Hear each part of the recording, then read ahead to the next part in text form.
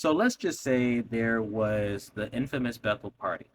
And oh boy, how do I say this without incriminating anyone and making it too obvious about what I'm talking about? Let's see. Let's just say someone got drunk at a Bethel party. And not just one, but a couple people. And a drink was made. Damn,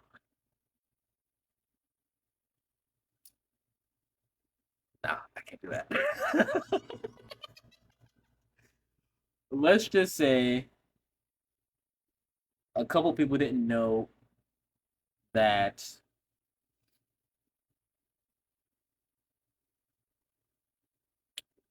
shots hit you faster than beer. And they were doing shots. And a couple people got drunk. And that was on a Saturday night. And on Monday morning, someone has a guilty conscience and they go to their elder group in their department and they say, brothers, I feel bad. I got drunk, blah, blah, blah, blah, da, da, da, da. One thing led to another, da, da, da, da. Okay, whatever. Now, this happened probably once a week at Bethel. Like, this was nothing. Nine times out of 10, 9 times out of 10, it's not going to reach the branch committee because everybody keeps it to themselves. They go about the day, get a little hangover, help her move on. But one time out of 10, somebody's going to have a guilty conscience and go to the elders. Then the branch committee is going to get called. Branch committee is going to tell the elders in every department to do an investigation of what happened on Saturday at 9 o'clock p.m. Ask all the brothers in your department where they were Saturday, 9 o'clock p.m. And get as much information as you can. And then when we get to the bottom of this, we'll decide who knew enough to get some things removed from them. And that is what happened. And if anything traditional happened. So yeah, everybody, you'll be at work, you get a tap on the shoulder, hey, so, and this be your overseer or your assistant overseer, how was your weekend? Thank you, Brother Robinson. My weekend was great. I was out in service. You can call my elders. We had a great day. We had a congregation picnic. Always have an alibi. And you don't want to be pulled in that room. No, no, no, no, no, no. You don't want to be pulled in that room because if you get pulled in that room, oh, you better, you better tell the truth. Because if you get pulled in that room, you don't tell the truth, your ass is grass, or at least something's gonna happen. So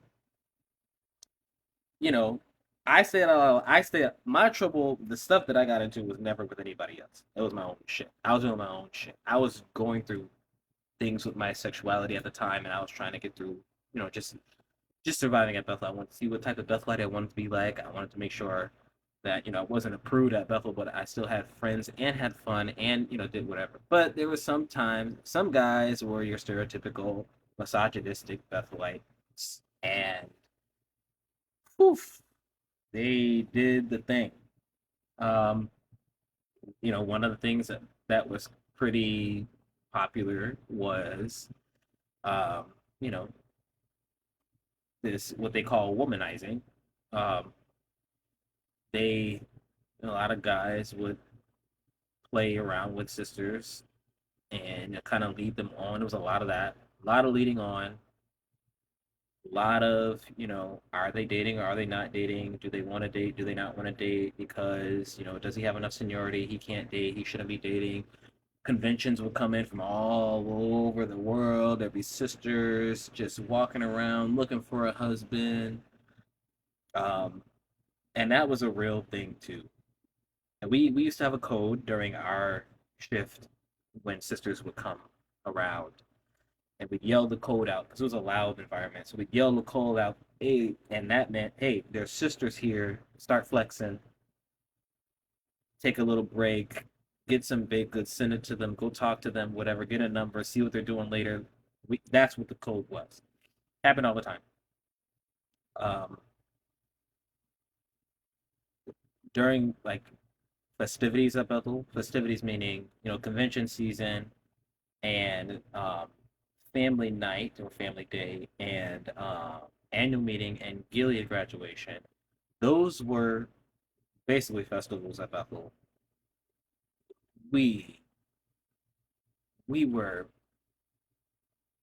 doing all kinds of craziness, and I'm not talking in necessarily bad ways, but it was just like all types of stuff. We would have different gatherings and parties. There were special programs. There were different parties. There were after parties. There were pre parties. There were brunches. There were all the above. And people from all over the place. So yeah, you meet a million people from all over the world, especially single sisters, and then you go and you have extra parties. You talk to them for the night.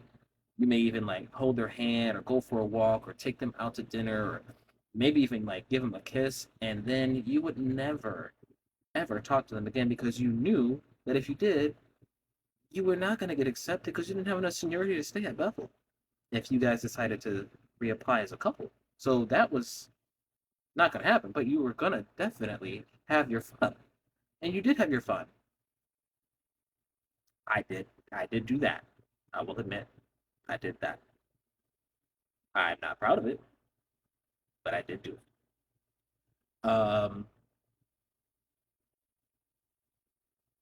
Again, more on the festivities part of Bethel. Now, the thing about Bethel is part of your perk of being at Bethel is you do get automatically invited to these things: family night, Gilead graduation, and annual meeting.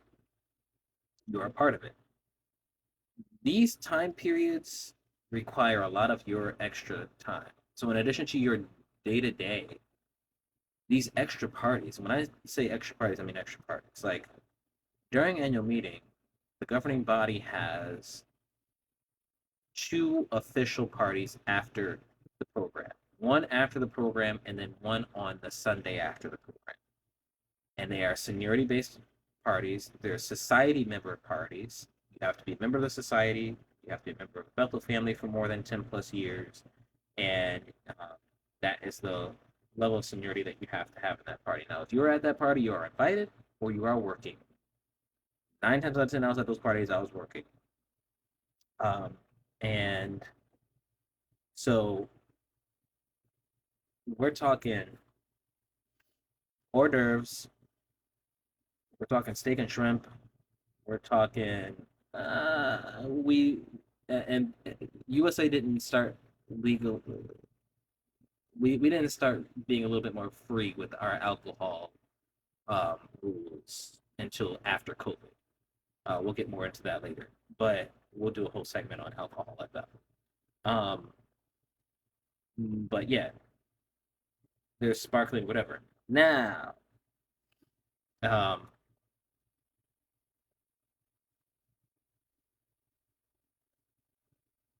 and that is fun. It's a lot of work, extra work. You work at a lot of overtime hours, um, but it is fun. Gilead graduation, that's a different ballgame though. Gilead has a separate celebration. The Wednesday of Gilead graduation, you um, have a special meal. Everybody comes back together to their assigned morning worship tables. And before you come back, you are given a 1 hour break to do whatever you please. But infamously, it is to get your drink on. And a lot of people go back to their rooms or go back to their offices or wherever, and they pop them bottles. And even if you have to work that meal, you still will find a way to do it. It is a tradition that has been passed down through the centuries. It's just something that we did. Um, yes, it is day drinking. You do go back to work after you have been day drinking, and it is permissible. And it's not one of them things that we really talk about that much, but we do it. And I'm sure they toast now at this Gilead meal the week of Gilead graduation. More on drinking next segment.